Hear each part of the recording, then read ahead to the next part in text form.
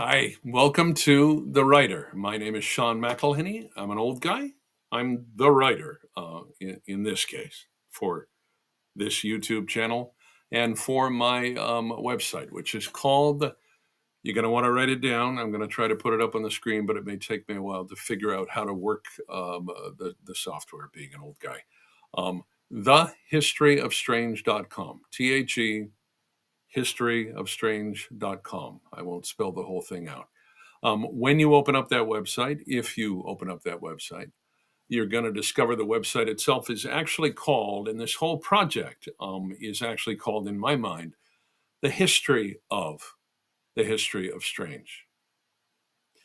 In a nutshell, the history of strange is a novel, an idea for a novel that I have been working on and off for over 40 years.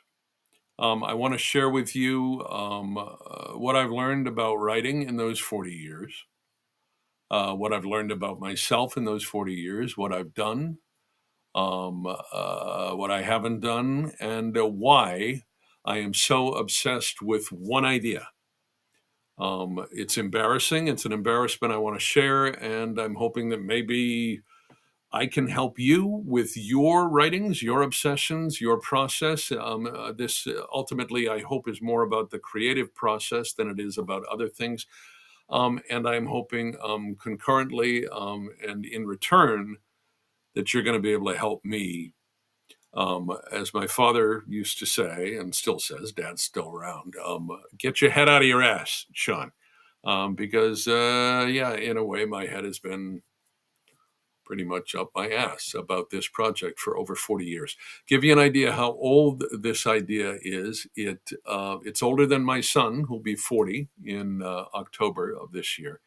The idea was born in Munich, West Germany, which is another indication of how old it is. Germany was still East Germany and West Germany. And I was there. My wife at the time, my first wife, was stationed in Munich.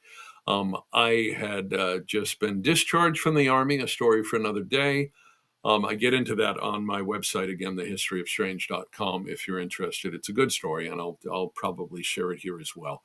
I came up with the idea while I was sitting, I believe it's either on like a spit of grass or at a picnic table somewhere outside in Munich after I had walked my then wife to work.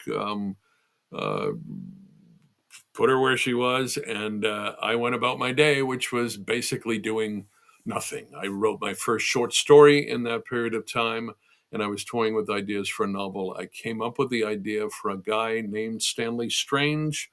Not sure where the name came from. I was just 23 years old. I think I was just playing with words with the idea Strange.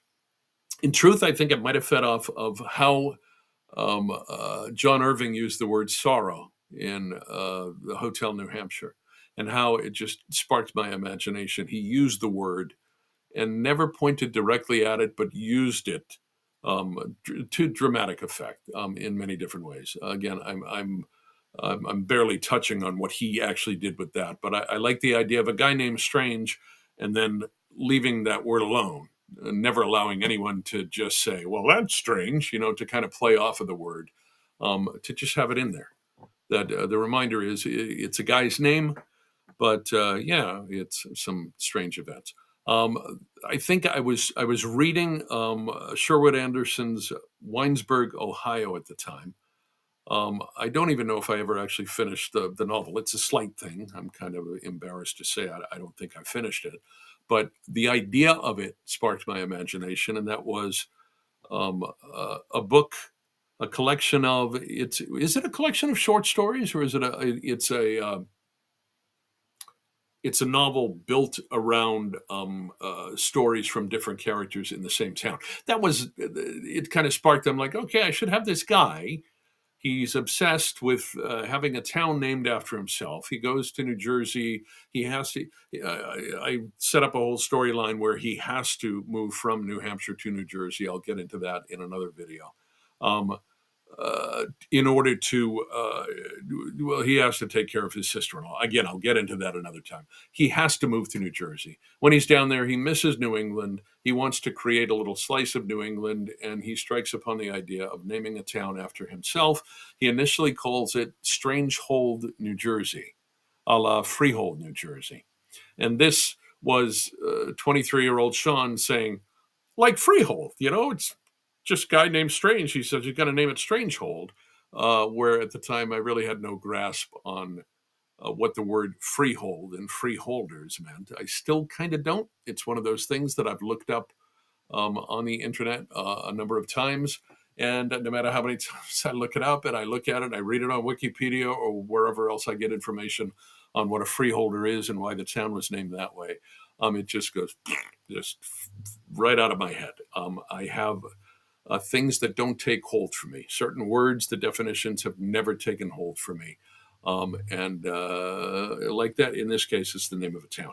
But Strangehold as a town name. And then I did like the what happened when I started writing on this project early is that people would say Stranglehold, or they would see the word written as my computer would try to later. I wasn't writing on computer in the 80s. But later, the computer would try to correct Strangehold to Stranglehold. And Stanley Strange would say, no, it's Strangehold. Strange. My name's Stanley Strange. Nice to meet you.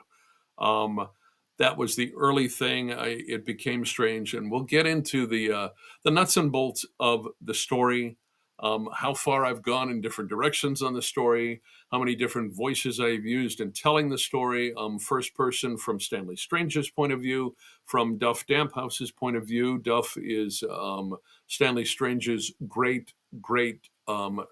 his great step-grandson. Do I have that right? Or just his step? Anyway, it's a step. It's his daughter's husband's son from a first marriage. The story right now, where it stands, the latest iteration of the history of Strange, as I'm writing it now, is being told over the shoulder of Duff Damphouse. It's Duff's story. And I'm at the point right now where I think, well, it has to be.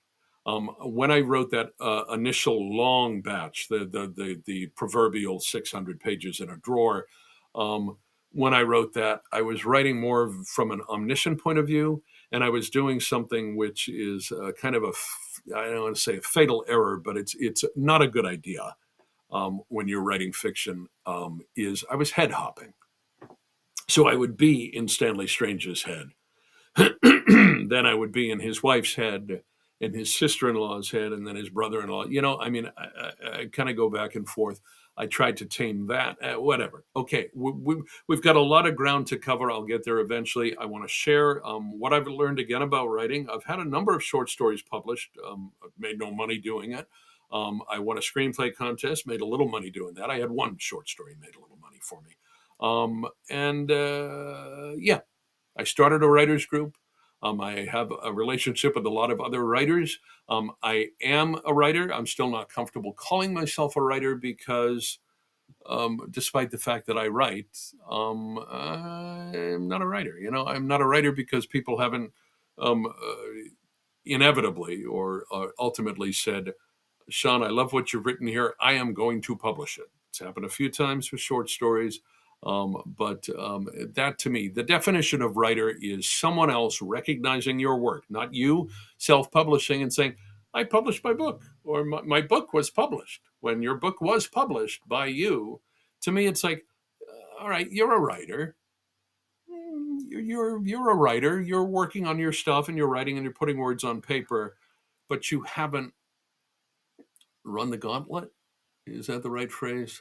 I don't know. Enough. I'm coming up on 10 minutes. This is an early ramble. This is The Writer.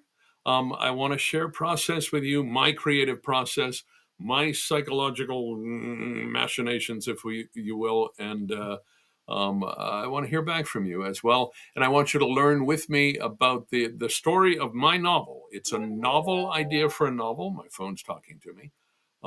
And visit my website, thehistoryofstrange.com. You might learn more there as well if you're interested. We'll talk soon.